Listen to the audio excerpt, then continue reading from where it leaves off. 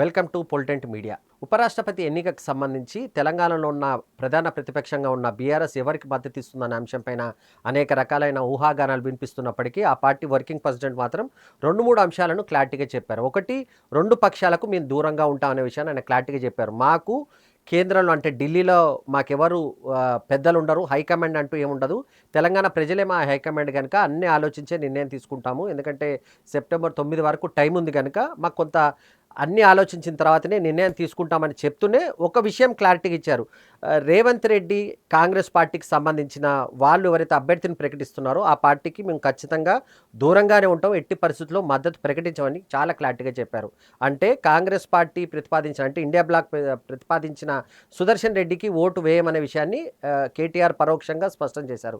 అదే సమయంలో బీజేపీకి సంబంధించి అంటే ఎన్డీఏ పక్షానికి సంబంధించినంత వరకు ఇప్పటికే రాధాకృష్ణన్ను అభ్యర్థిగా ప్రకటించారు. మరి ఆయనకు ఓటు వేస్తారంటే ఆ పార్టీకి కూడా దూరంగానే ఉంటామని ఇండికేషన్స్ ఇస్తున్నారు. మరి బీఆర్ఎస్ ఏం చేయబోతుంది?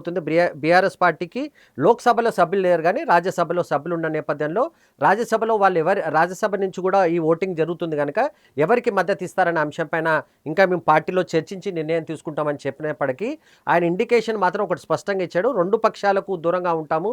ఎవరు కూడా ఇటు కాంగ్రెస్ పార్టీ అధికారంలోకి వచ్చి ఇక్కడ ప్రజల్ని మోసం చేసింది, మరోవైపు కేంద్రంలో బీజేపీ ప్రభుత్వం ఉన్నప్పటికీ తెలంగాణకు సంబంధించిన అనేక ప్రాజెక్టుల విషయంలో కానీ వాటి విషయంలో కానీ అన్యాయం చేసింది కనుక 2 పక్షాలకు మేము దూరంగా ఉంటాము, ఏ ఒక్కరికి కూడా మేము మద్దతు ఇచ్చే పరిస్థితిలో లేమని స్పష్టం చేశారు.